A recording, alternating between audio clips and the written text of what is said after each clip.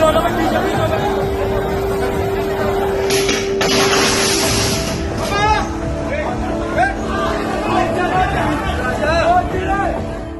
के मालवीय नगर में 3 जून की सुबह एक होटल में भीषण आग लगी। इस हादसे को लेकर अब नए खुलासे सामने आए हैं।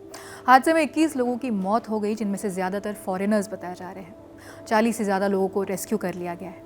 जिस होटल में आग लगी उसका नाम फ्लरिश स्टे है। ये होटल दिल्ली सरकार के ब्रेड एंड ब्रेकफास्ट यानी BNB स्कीम के तहत रजिस्टर्ड था, सिर्फ 6 कमरों के लिए।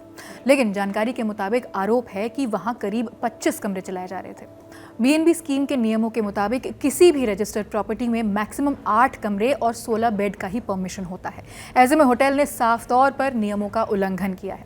दिल्ली फायर डिपार्टमेंट के डिप्टी चीफ AK मलिक ने भी इस बारे में कुछ अहम बातें बताई, जैसे कि इस BNB के लिए टूरिज्म डिपार्टमेंट से लाइसेंस लिया गया था, लेकिन फायर डिपार्टमेंट ने इस बिल्डिंग को कोई फायर NOC जारी नहीं की थी।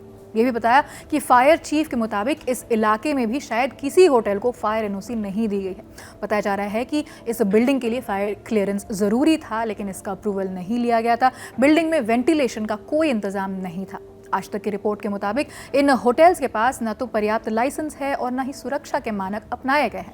बिजली के खुले तार, अवैध बेसमेंट, बंद बालकनी और एकमात्र सीढ़ी जैसी खतरनाक स्थितियां आपको इन होटल्स में आमतौर पर मिलेंगी।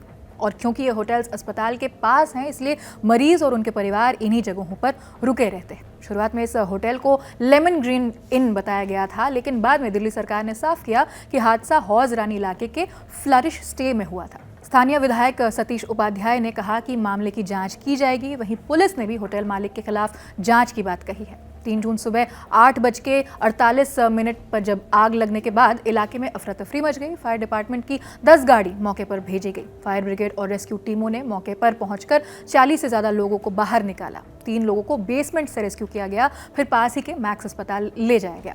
मैक्स अस्पताल ने बताया कि कुल 39 लोगों को वहां लाया गया। इनमें 18 लोगों को मृत घोषित किया गया और 15 मरीज अब ICU में भर्ती है। इनमें से 8 वेंटिलेटर पर है और उनकी हालत गंभीर बनी हुई है।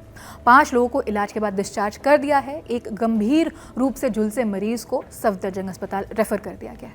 इसके बाद प्रधानमंत्री नरेंद्र मोदी ने मृतकों के परिजनों को 2 लाख रुपए और घायलों को 50,000 रुपए का कंपनसेशन देने का ऐलान किया है। वहीं दिल्ली की मुख्यमंत्री रेखा गुप्ता ने घटना पर दुख जताते हुए प्रभावित परिवारों को हर संभव मदद का भरोसा दिया है।